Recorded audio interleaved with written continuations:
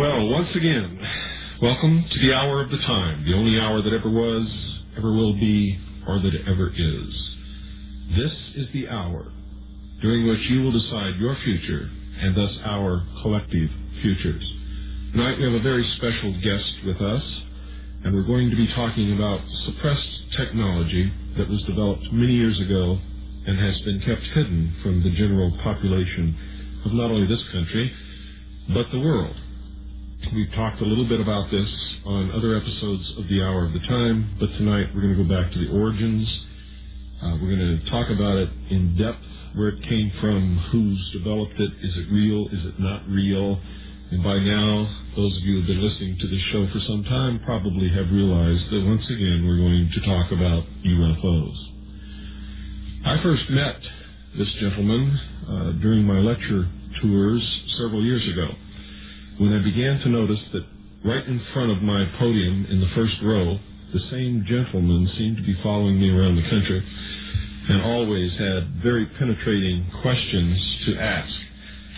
We eventually struck up conversation, got to know each other, and I found that behind the beard was a very good brain that was working all the time. Some of his research has paralleled mine, and he certainly knows a lot more about some parts of this mystery than I do. And that's what we want to get at tonight. We want to sort of pick his brain and get to what he knows about this mystery called UFOs. His name is Vladimir Terziski, and he is originally from Bulgaria. And Vladimir, welcome to the Hour of the Time. Thank you very much, Bill. I'm very happy to be a part of this great show, probably one of the best shows on the West Coast. Thank you. Definitely a non-American show, without any commercials, intellectual show that would make people to think, something that seldom happens here. More easily one can find such a show in Europe, for example. Well, you know a lot about that because you come from a country that was traditionally, you weren't allowed to have any freedom of speech at all, were you? And that's exactly how we learned to look for good shows. We would listen to Radio Moscow, we would listen to Radio Vatican, to the BBC, to Voice of America, to Deutsche Welle, and we would compare their versions of the story. And this is how people in Eastern Europe learn the ABC of practical conspirology, how the lies are put together with white threads. Never ever the versions are totally coincidental. Always there would be a little difference. How did you get to be in the United States? What brought you here, Vladimir? Well, I came as a political refugee in '85. Spent a year in a refugee camp in Vienna, studied German at the Vienna University at the time, waiting for my visa. Arrived in Arizona in '85, studied 1 year of sociology at the Arizona State University and continued for 2 more years at UCLA. But what brought me here was my dissatisfaction with my own country after spending 4 years of studies in Japan. I studied physics and engineering at Tokai University from '74 to 1980. Coming back from Japan into an Eastern European country, and Bulgaria in particular, fight with Romania for the place before the last place in Europe, just ahead of Albania, as the least developed European country. So the shock, the cultural and technological shock would be tremendous for someone coming back from Japan into such a country. Certainly. Let's get into the subject of tonight's talk. Where in history have you found the first real technology that may have led to what we now call unidentified flying objects, flying saucers, UFOs, all these different names that people have labeled these things that we see in the air? Well, Bill, just with 3 sentences, my interest in UFOs was exploded while I was in Japan. Japan is an extremely open society about UFOs. On primetime television, one would see documentary films that would never be shown in the United States, from all over the world, from Australia, from the United States, from Europe. And being an engineer and being fascinated as a small child with aviation, I developed a very deep interest into the anti-gravity part of the UFO equation. How the hell do these things fly? I remember the first ever volume of the encyclopedia I picked up when my father subscribed for the Great Soviet Encyclopedia was the volume on aviation. This was my first encyclopedic search before I ever went to primary school. I was 5 at the time.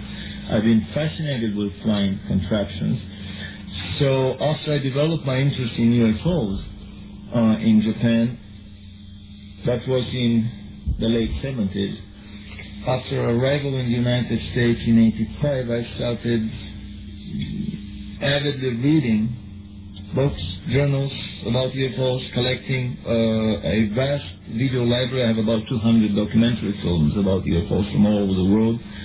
I'm fluent in Japanese, Russian, German, English, and I can read technical text in some other European languages, so I don't have any problem for using documentaries from these countries. And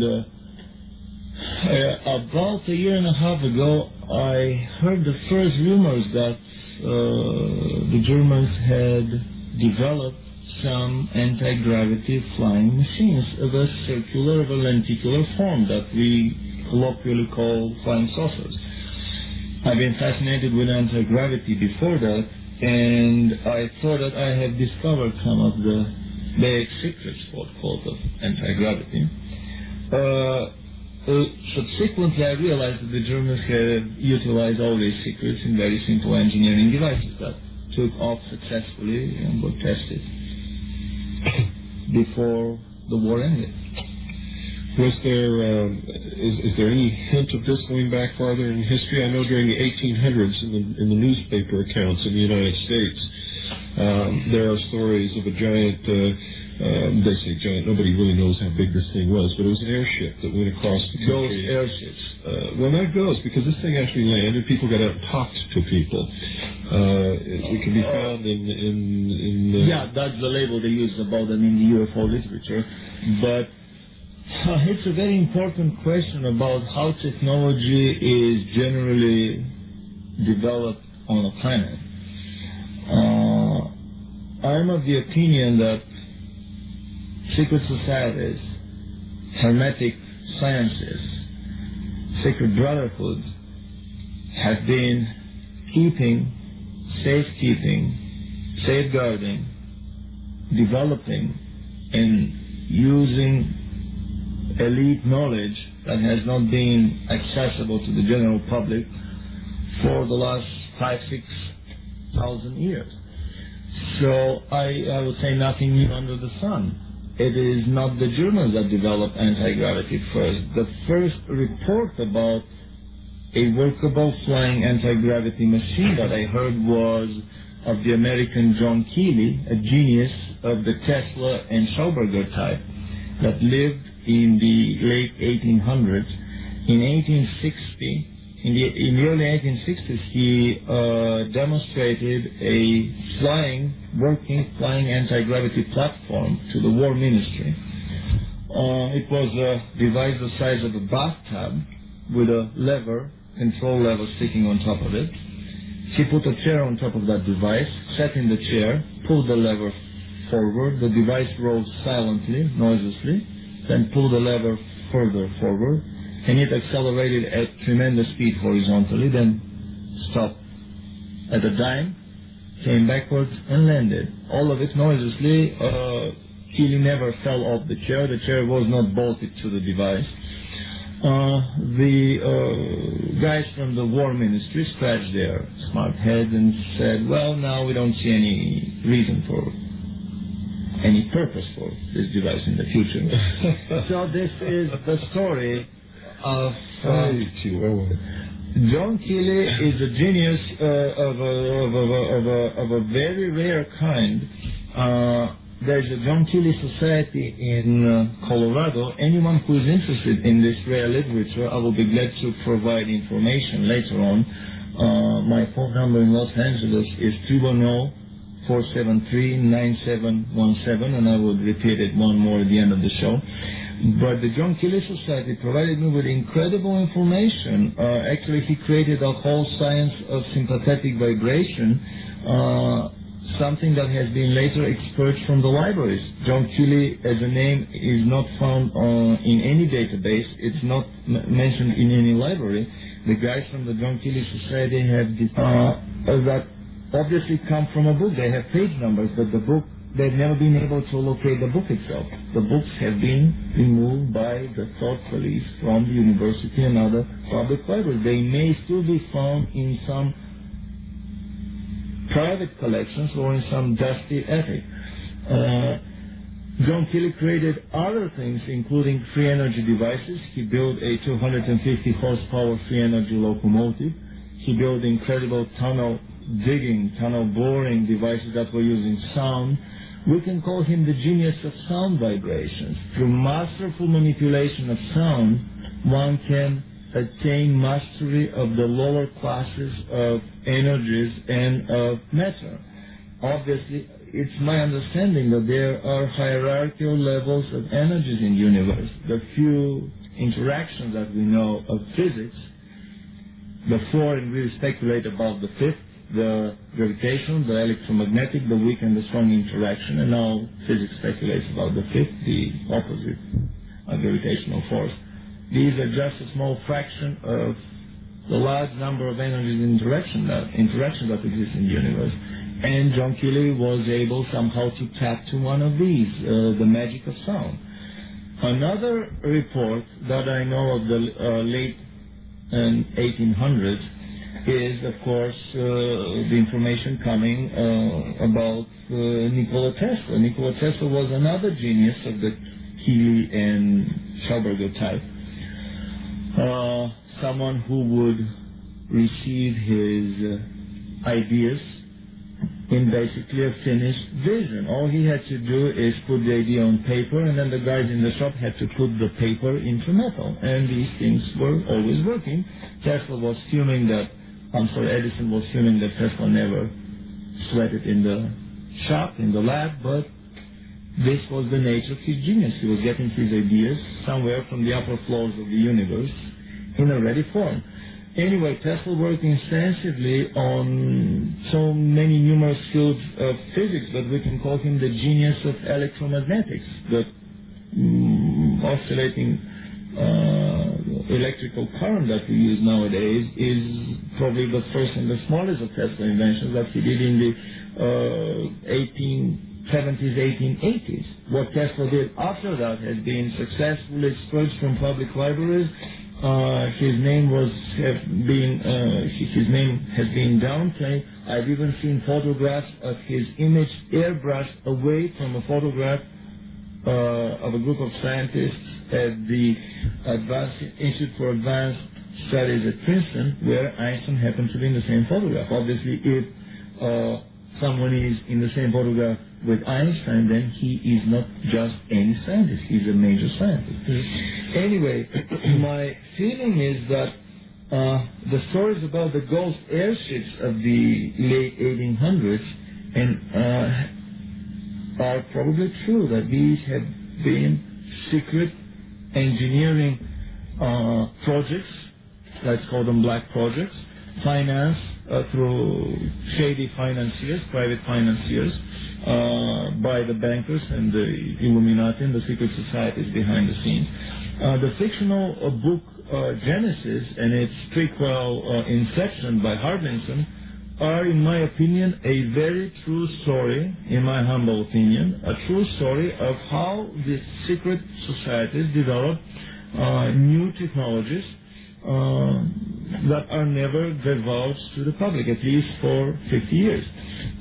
In that story, they have the creation of airships way before the turn of the century. They even mentioned the existence of a turboprop biplane that crossed the Atlantic before the Wright brothers plane flew. They even intimate that the Tunguska explosion in, I think, 1905 or 1908, somewhere there, was actually an explosion of a crude nuclear-powered flying device of a saucer shape that was created by a brilliant American scientist named Wilson. Of course, 2/3 of this fictional novel is about the research and development in anti-gravity and the creation of a large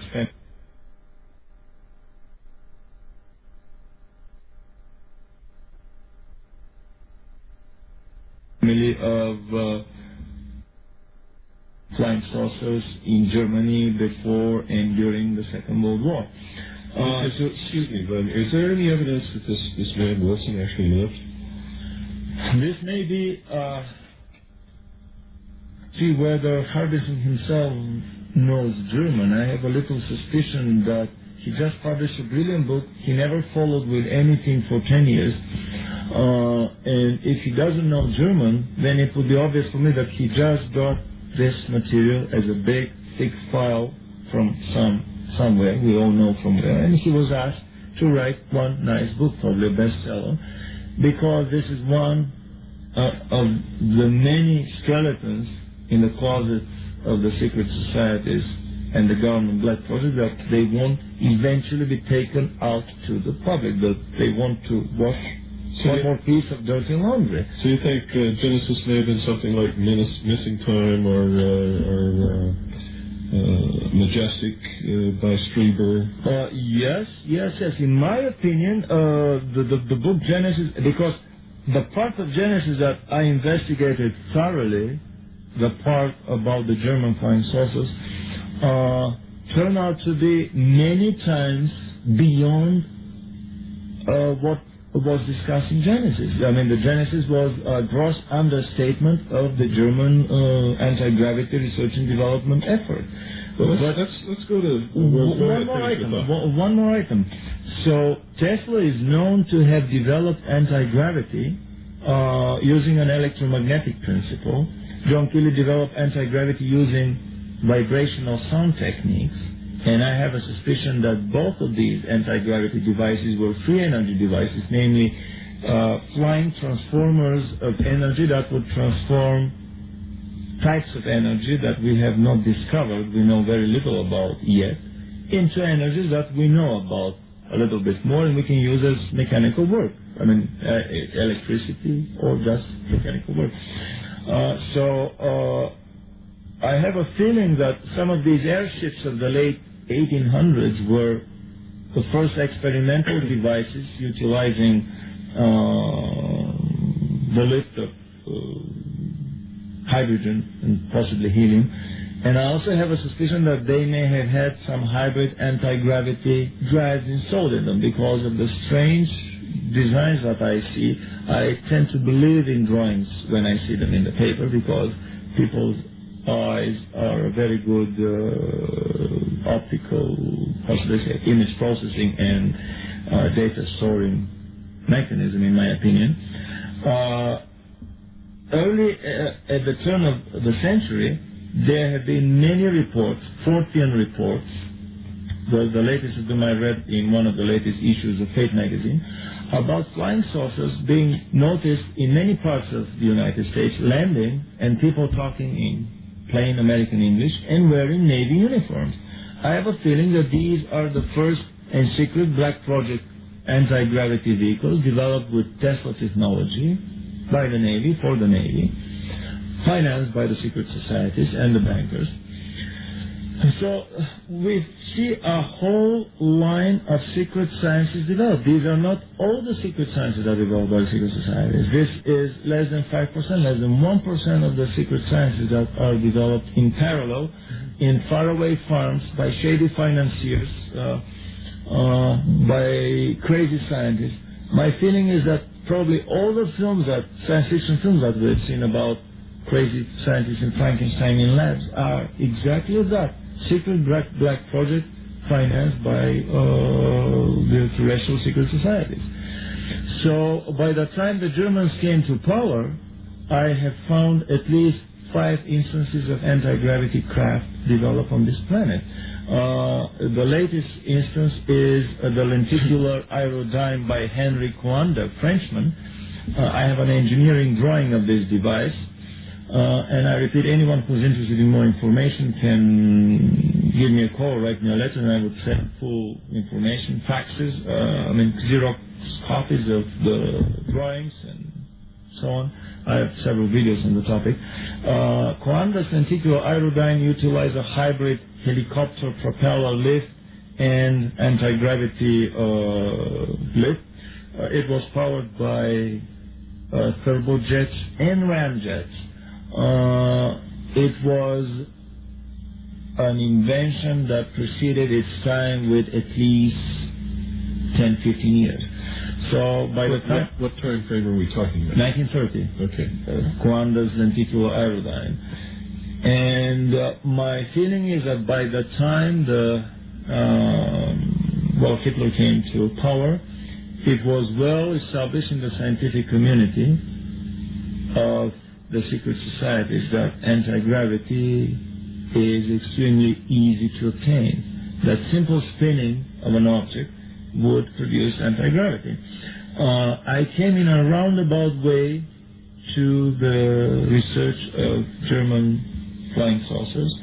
Initially I started, should I call it an anthropological study of anti-gravity, simply collecting stories, myths and legends about anti-gravity flying contraptions from different places and times, from academic, from tabloid sources, from ancient astronaut stories, from modern-day contactee accounts, from revelatory books, and so on. What's the most interesting story that you collected? Actually, the most funny story that I collected was about, it came from a Russian officer, a Russian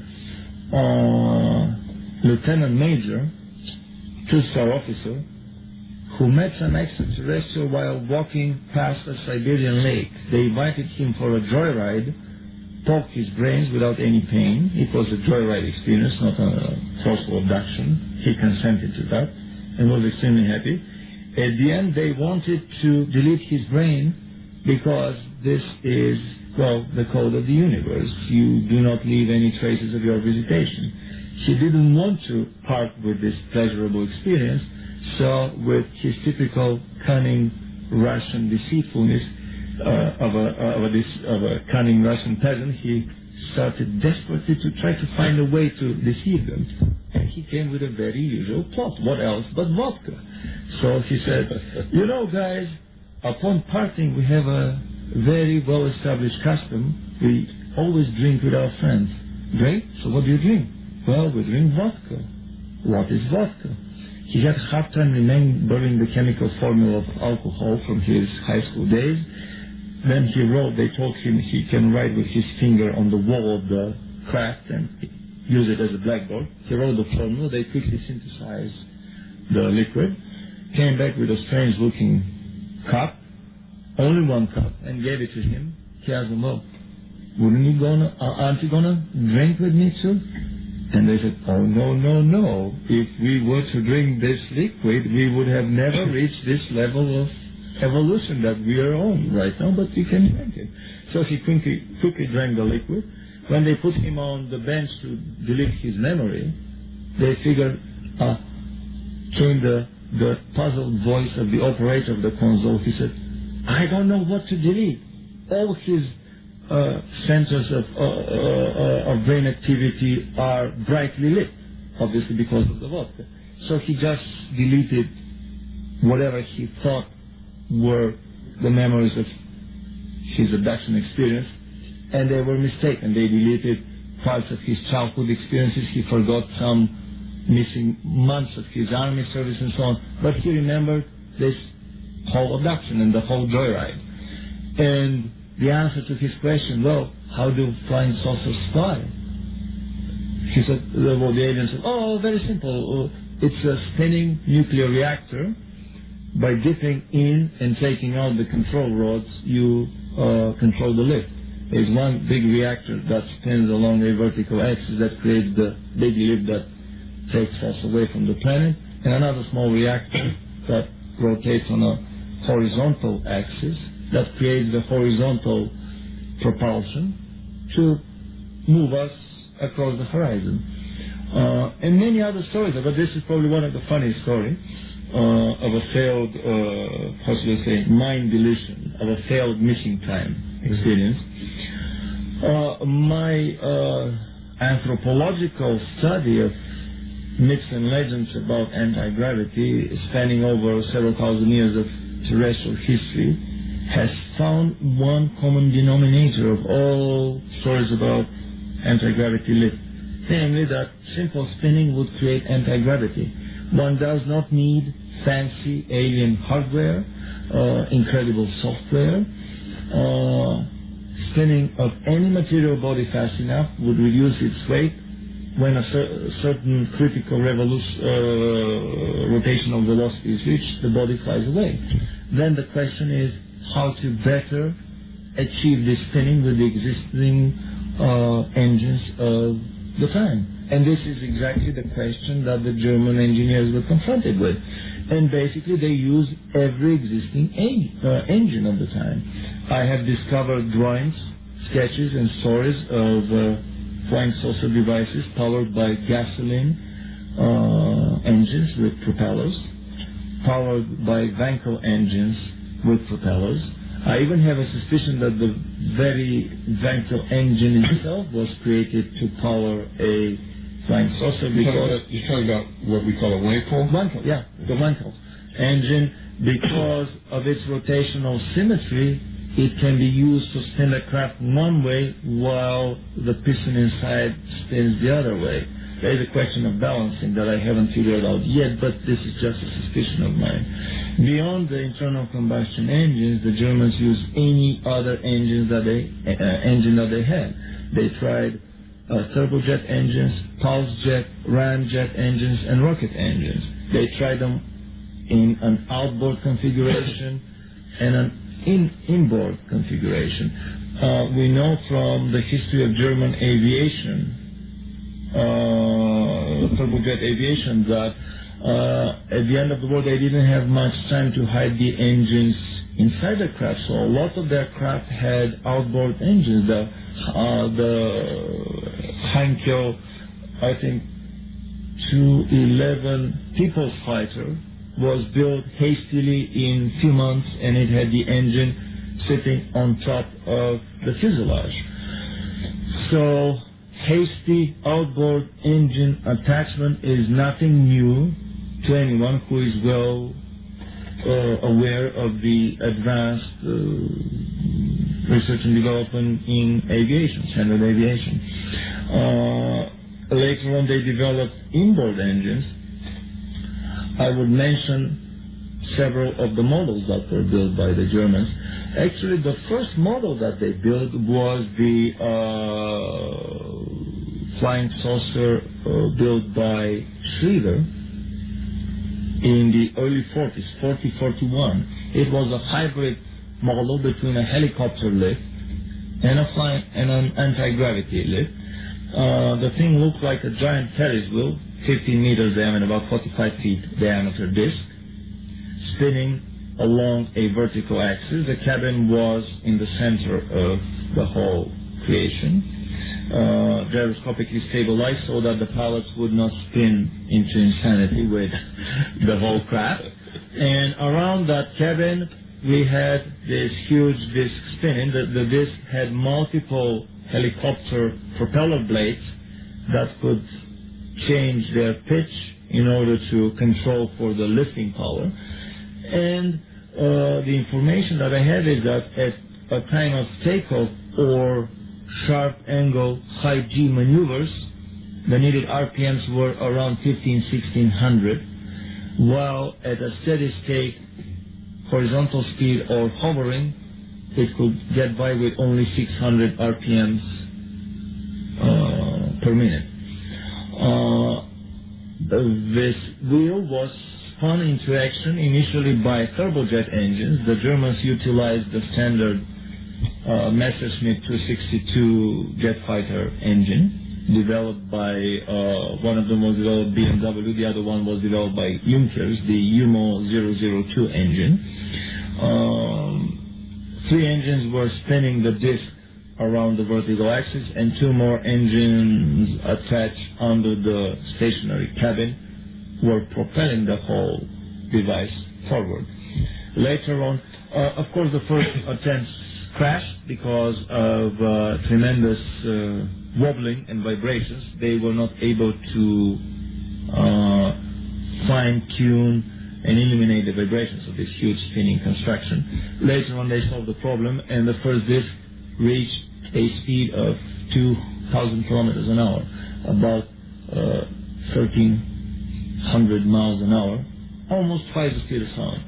The rumor is that even Air Marshal Göring rode one of the discs. Later on, the Germans attached rocket engines, particularly the Walter rocket engine, and several variations of it, that increased the horizontal speed to 3 and subsequently 4,000 kilometers an hour, which is more than 3 times the speed of sound. Probably these were small bursts of speed, because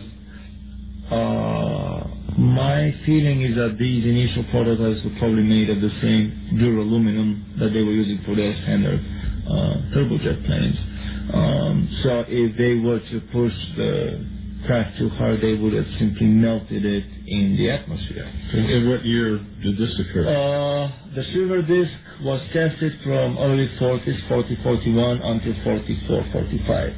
Later models dispensed entirely with the helicopter lift and relied only on the anti-gravity lift created by the spinning hull. The very hull of the saucer was spinning. Only the cabin in the center of the craft was kept stationary by gyroscopes. And when you say anti-gravity, Vladimir, are you talking about something that another force that actually opposes or negates the force of gravity, or is this just feeding another energy force that you're talking about a spinning mass, creating some force that allows this to rise into the air? Well, gravity, anti-gravity, energy, electrons, mass, these are all labels, physical variables, but these are just primitive labels that we attach to things in nature that we are trying to understand. Higher and more advanced races will probably heartily laugh at our primitive attempt, more or less wrong. But still, we are trying to have some clarity. My feeling is that all these labels are just convenient metaphors and tools of our mind. When I say anti-gravity, let's say that I just mean the ability to negate the pull of gravity, the ability to... Without the conventional methods that we're used to, such as an airfoil or helicopter blades or something of that nature. Yeah. Still, I have to repeat that the first models, as usual, were hybrid models. Always when we create something new, it would be a hybrid, and it would incorporate features of the old and preceding model or technology. But later on, they got rid of the helicopter aerodynamic lift propeller blade entirely for the spinning heavy mass of the fuselage of the body of the craft that was creating this anti-gravity lift. My feeling is that when a heavy, massive object is spun around a vertical axis, it probably drags around itself the fabric of space-time. Modern physics would stay away from the word ether, because Michelson and Morley proved that ether doesn't exist. But the word fabric of space-time would be used, or vacuum, papers on energy from... Well, we know there must be some fabric of space, because physics agrees that space can be bent. If you can fold space, there must be something to fold. Yeah, correct? Even in very serious physics journals like Physical Review Letters and Nature and other journals, we will see little by little articles about getting energy from vacuum, which is probably from the fabric of space-time, which is probably from ether. Anyway, convenient labels. But my feeling is that working anti-gravity drives probably drag and spin around themselves the fabric of space-time, creating an etheric vortex, a whirlwind. You said something that I find very interesting. You said the fabrics of space-time, and it's always been my contention that these machines are time machines. What do you think of that? A very good point. They may introduce little distortions in time that an accurate atomic time clock would measure, as an artificial satellite that has atomic time clock on board would measure a little delay in time. Even an atomic time clock spun around the globe on a standard passenger jet plane would show a little delay, so they do interfere with space-time. But if you're talking about a practical time machine that would take us backwards or forward in time, it would take a little bit more hardware and gadgetry. But it is still easily attainable. My feeling is that these are technologies that were attained by both the Germans and this country's government almost half a century ago. But this would be a topic of an entirely different discussion. So coming back to the German flying machines, the next an important model that was built was probably one of the most famous of all models, the so-called Kugelblitz, or the crowd ball, as it was jokingly called by the Allied pilots, or the crowd meteor, or Foo Fighter, or the Foo Fighter. Foo Fighter. The name came probably from the way these machines were swooshing by many times faster than the speed of the lumbering bombers. A bomber would make 300-400 kilometers an hour. A Messerschmitt would make 650. A Foo Fighter would make 1,500, 2,000, 2,900 kilometers an hour. For them, bombers were sitting ducks. Even fighters were sitting ducks. So the name Foo Fighter is a very good name. It just conveys the image of the idea of the situation, how fast these machines were swooshing by.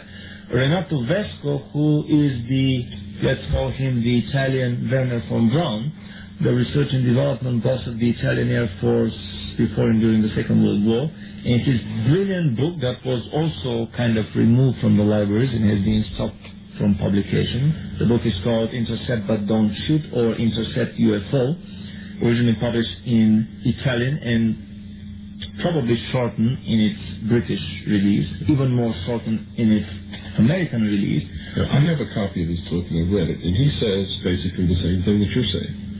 Exactly. In his book, he traced the whole development of anti-gravity in Germany, but he stopped short of many interesting developments. He is basically talking about the lower 1, 2, 3 levels of this research and development pyramid, omitting the most interesting top levels, top tiers of research.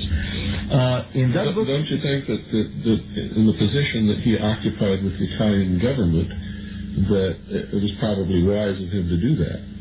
Maybe he couldn't write more. What he wrote about was incredible to me, and he documented every bit of it. I mean, he's listed the he knew what he was talking about. Yes, absolutely. And he's a brilliant physicist and engineer. This is a highly technical book written in a popular language by someone who is a physicist and engineer, no doubt about that. And there he mentions about 3,000 accounts of attacks of Foo Fighters on Allied bomber formations with devastating consequences for the bombers. I mean, it was no matching game. But these Foo Fighters didn't really shoot at the bombers.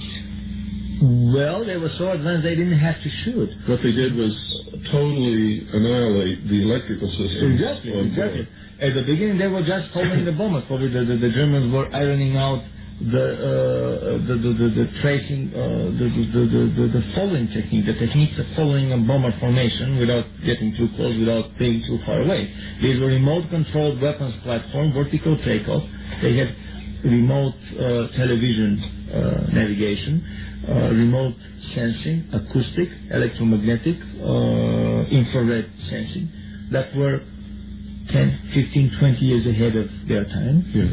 They could automatically escape when fired upon. So when the attacks began, these Kugelblitzes were using extremely strong electromagnetic radiation to fry the amplifiers, the receivers of the Allied bomber radars, to blind them so that they couldn't find their goals. Later on, they mounted even more powerful klystron tubes that were creating such monstrous electromagnetic fields around them. They were comparable to the electromagnetic pulse after a nuclear bomb. These fields were powerful enough to dampen and to nullify the electrical currents in the electrical circuitry of the bombers flying nearby, so that their engines were cut out because of no more sparks in the spark plugs. As long as the moment the Kugelblitzes would separate and fly away, the engines would restart. They would come again, the engines would die out. This is actually how the book Genesis starts, with a crash of an Allied bomber after an attack by a Kugelblitz. And this is well documented, not by pilots, I think the Kugelblitz is one of the most, besides the V-2 bomber and the buzz bombs, is probably the most well documented secret weapon that Germany had. There's no doubt that they had these. The Kugelblitz and the Feuerball, right. The two secret flying balls that were hanging like Christmas tree ornaments, like glowing orbs in the skies of Germany before they started attacking the bombers. They had a manned version of the Kugelblitz, and the funny thing is that it's a very simple weapon. It was a kerosene-burning turbojet-powered device. I'm not sure whether they carried their oxidizer on board or not. They were either breathing air from the atmosphere, or carrying the oxidizer on board. But basically, they used the same materials, the same fuel, the same navigation as they were using for their fighter planes, although with incredible speeds. The ionization layer around the Kugelblitz was effectively negating the aerodynamic resistance of the atmosphere, bringing it down to almost zero. That's why they could attain these incredible speeds even inside the atmosphere. Was the ionization layer what caused this brilliant light? Exactly. They were using some additives to the fuel that would increase the ionization coefficient, and the ionization would reduce, it would work as a lubricant around the craft, almost reducing to zero the head aerodynamic resistance. We can talk for hours about the Kugelblitz. I've collected so much information on it. I even think that I have a very good photograph of a Kugelblitz in flight. The funny thing is that the photograph was taken in 1952 over Mount Rainier in Washington State, and my suspicion is that this Kugelblitz may have been test flown out of the secret British research and development facility, a huge city for 50,000 people that was built in Western Canada, in British Columbia. And this is the direction from which the first big flying saucer flap came from, the nine saucers formation that Kenneth Arnold saw. Right. And Renato Vesco, in his book, even mentions that when some of these saucers that Kenneth Arnold saw crash, some porous metal was found at the crash site. The porous metal, what the Germans called the Luftschaum, the air foam, was exactly the porous metal with these microscopic micron size or whatever size, miniature size pores, holes that were like a beehive. As a thinner than that, smaller than that. I didn't mean to say beehive. I meant to say honeycomb. What's honeycomb? It was actually one of the first composite materials made with, sintered with powder metallurgy. I mean, the Germans developed not only advanced aviation technology, but they developed powder metallurgy that was ahead of its time, and metals that were ahead of the time with more than 100 years. The so-called metal, the impervium, that was harder than diamond, was developed by them and using these machines later on. I've heard stories that a piece of impervium was held toward a diamond grinding wheel. put on an electric motor, electric diamond grinding wheel, until the wheel started glowing red hot because of the frictional temperature coming out of the friction between the impervium and the wheel. But the impervium never melted and never ever was anything grounded away from it. So these stories it was harder than diamond. So these stories about crash flying saucers where they couldn't cut the metal and they couldn't burn the metal, that doesn't mean that it wasn't made here. What you just described is something that would exhibit that kind of... I don't want to say that all craft on this planet were made by the Germans. Maybe some of them were either, because we don't beyond that. But we do know. But we do know that we have developed this technology. But the whole set of technologies needed for a crash disk scenario or even a little gray abduction scenario were created by the Germans 50 years ago and had been in the government arsenal of all superpowers for half a century. Sure. So going back to the German discs, after the Kugelblitz and the Feuerball, which is the second version of the Kugelblitz, and it was a main version, the Germans developed their first enlarged drawing, the mega project, the Balancomete Schieber disc, which was their first operational fighter saucer. It was a standard turbojet craft. A turbojet saucer using low-grade aviation kerosene. At the end of the war, the Germans had a very low-grade gasoline. I mean, they were running on octane numbers that few Allied machines would ever move. It turned out to be a boon for everyone because jet fuel, because of that, eventually turned out to be nothing more than a version of kerosene. Exactly, and it's non-explosive. It's a lot less explosive than gasoline. Otherwise, we would have had a lot more Hindenburg-type crashes of airplanes. So the Balancomete Schieber disc was, again, a disc about 15 meters diameter, about 45 feet diameter. At the beginning, they tried 8 turbojet engines of the UMO, I think 002 type, the standard jets used in the Messerschmitt 262 fighter plane. And it which, for the benefit of our listeners, was the first fighter plane. Turbojet, right? Operational turbojet fighter plane. Actually, the Heinkel 179 was the first turbojet plane that ever took off. It happened in the summer of 1939. 3-4 years before the first British. Isn't that incredible that took in the air? The first jet-powered aircraft took off in 1939, but operational jet aircraft weren't in the air actually fighting until almost the very end of the war. Well, let me ask you something. Take some time for research. I mean, the fighter planes of the Second World War, the Messerschmitts, they've been developed for 10 years before that. But look at the Japanese. I bet the Japanese, if they'd had that, they wouldn't have spent time for research because they were sending pilots up in the air to go to their death as the guidance system for bombs.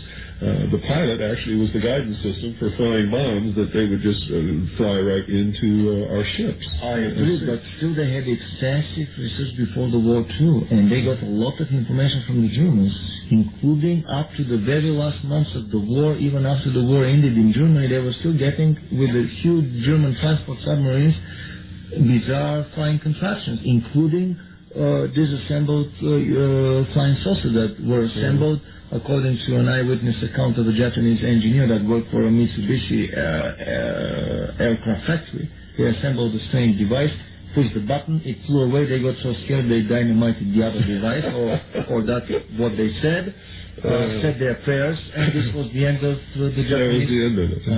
Anyway, so... I can't see the Japanese getting scared and running away, but that's okay. No, you're raising a very valid question, why it took so long for the turbojet to be developed. You know, I mean, the first turbojet plane was probably a 10-minute flight, 10 days repair situation, or maybe a month of repair. Sure. Well, I understand the biggest problem was being able to carry enough fuel to stay in the air for long enough to get to it. Not only the fuel, I mean, everything would be leaking, the gas turbine would wear down very fast, the ball bearings would melt, and so on. These things could hardly stay in the air for 15 minutes without developing any trouble, while the piston fighters could fight for hours without major failures because they had already from, First World War, 1914, about 25 years of extensive history. I've got to interrupt now. This is fascinating. I got to tell you, this is absolutely fascinating, and I know that our listeners are just as fascinated as I am. And I know an awful lot about this, but still, at the tip of the iceberg. That's we right. haven't even scratched it. And what we're going to do is, would you consent to come back and do maybe one or two more shows, and so that we can get with a great more pleasure into this? Great. I can't tell you how happy it makes me to have someone who has this kind of knowledge on this show. It's something that everybody needs to understand, that technology has been developed in secret and withheld from the common man for so many years that a lot of, for instance, in the United States, right now, every year the United States government spends $90 billion, that's billion with a B, dollars on research. On non-black project research, and another $30 billion on black project research. And where is the results of all of this research over the years? And how much of the drug money proceeds go to black project research too? And the printing press funding money going to black project research too? One of my favorite subjects. Well, we can't continue it on tonight, so as always, dear listeners, good night, and God bless you all.